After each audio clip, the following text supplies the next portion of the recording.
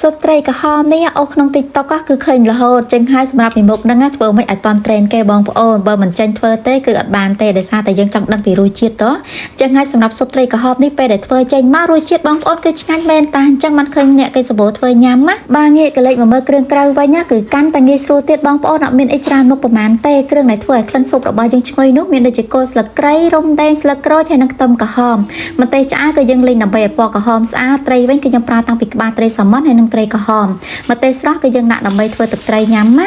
ចាចំពោះការធ្វើរបស់ខ្ញុំជាដំបូងគេដាក់ប្រេងនឹងឲ្យក្តៅហើយយកខ្ទឹមសនឹងយកមកលីងវាឲ្យឡើងក្រៀមឈ្ងុយប៉ុណ្នេះហើយគឺយើងអាចស្រង់វាទុកបានណៃរួចយើងស្រង់ខ្ទឹមបំពងនេះចេញសិនទៅចាំយើងដាក់គ្រឿងដែលកូរធ្វើឲ្យក្លិនឈ្ងុយទឹកស៊ុបយើងមានដូចជាគល់ស្លឹកគ្រៃរំដេងស្លឹកក្រូចនិងខ្ទឹមក្រហមយើងកូរក្លុកចុះក្លុកឡើងប្រហែលជា2ទៅ3នាទីគឺវាចេះក្លិនឈ្ងុយហើយបន្ទាប់មកទៀតគឺខ្ញុំដាក់ម្ទេសឆ្អើរនឹងយកទៅកូរវាយើងកូរមើលធ្វើមិនឲ្យម្ទេសនេះឡើងពណ៌ក្រហមស្អាតអញ្ចេះចាំយើងដាក់ពេញប៉ោះទុំនឹងយកទៅឆាជាមួយគ្នាពេញប៉ោះយើងឆាត្រឹមតែ3ទៅ4ត្រឡប់បានហើយណាបងប្អូនដើម្បីពេញប៉ោះនេះវារីងឆ្អិនបន្តិចរីឯខ្ទឹមហើយនឹង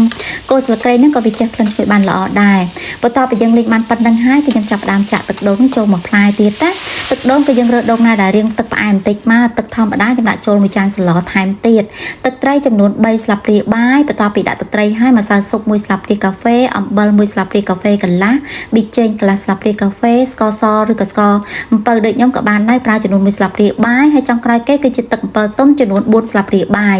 ចំពោះរសជាតិគឺយើងយកបែបរៀងជូរអែមបានញ៉ាំឆ្ងាញ់បងប្អូនជាប្រភេទទឹកស៊ុបត្រីក្រហមហ្នឹងណា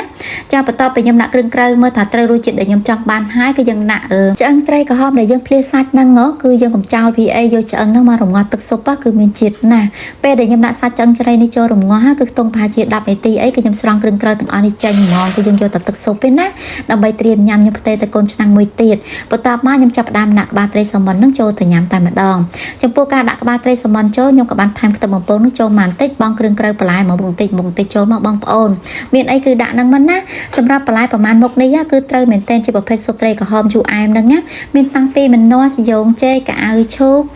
កញ្ឆែតហើយមើលវិញទៀតនោះគឺជាម្អមស្រែបងប្អូនបន្ទាប់ពីយើងដាក់បន្លែចូលរួចហើយចាប់ផ្ដើមដាក់សាច់ត្រីក្រហមដែលយើងហាន់ជាចំណិតហ្នឹងណាដាក់ចូលព្រមគ្នាមកស៊ុបត្រីក្រហមជូរអែមនេះបើងាកកលេចមកមើលទឹកជ្រលក់គេវិញគឺសាមញ្ញមែនទែនហើយឆ្ងាញ់ទៀតជាមួយនឹងទឹកត្រីម្ទេសហ្នឹងគ្រាន់តែយើងដាក់តែប៊ីចេងតាមបន្តិចទេហើយម្ទេសហ្នឹងដាក់តាមចំណូលចិត្តតិចឬច្រើនតាមដែលបងប្អូនចូលចិត្តហឹលទៅណាហើយស៊ុបត្រីក្រហមគឺគេញ៉ាំជាមួយនឹងនំបញ្ចុកនឹងឯងអញ្ចឹងបានល្បីដូចគេធ្វើមែនតានៅក្នុង TikTok ពេលដែលធ្វើញ៉ាំខ្លួនឯងអញ្ចឹងមិនដឹងថាឆ្ងាញ់មែនតាបងប្អូនអញ្ចឹងហើយសម្រាប់ស៊ុបត្រីក្រហមនេះបងប្អូនបើសិនជាចង់ដឹងរសជាតិដូចខ្ញុំកុំភ្លេចសាកធ្វើផងណាតនីថាធ្វើតាមវិធីមួយនេះដឹងតែញ៉ាំជក់មាត់ដែរអីថាมันមានជាតិទឹកស៊ុបហ្នឹងបើមានតាំងពីក្បាលត្រីសាម៉ុនផងគួបផ្សំនឹងសាច់ត្រីក្រហមរបស់ខ្ញុំនេះគឺថាស្រស់ល្អមែនទែនបងប្អូនកាលណាបានសាច់ត្រីស្រស់អញ្ចឹងយកមកធ្វើជាប្រភេទទឹកស៊ុបគឺតាហត់មួយចាន2ចាននៅតែចង់ញ៉ាំទៀតដែរទឹកស៊ុបរបស់យើងគឺមានជាតិមែនទែនអញ្ចឹងហើយកុំភ្លេចសាកធ្វើញ៉ាំផងណា